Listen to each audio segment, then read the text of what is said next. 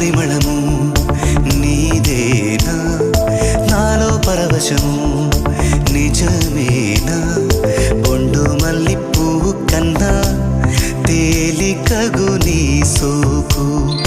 రెండు కళ్ళు మూసుకున్నా లాగు మరి నీ వైపు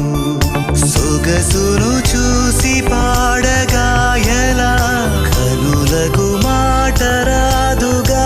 అలా వింతల్లోనూ కొత్త వింత నువ్వేనా ఆ అందం అంటే అచ్చంగాను నువ్వే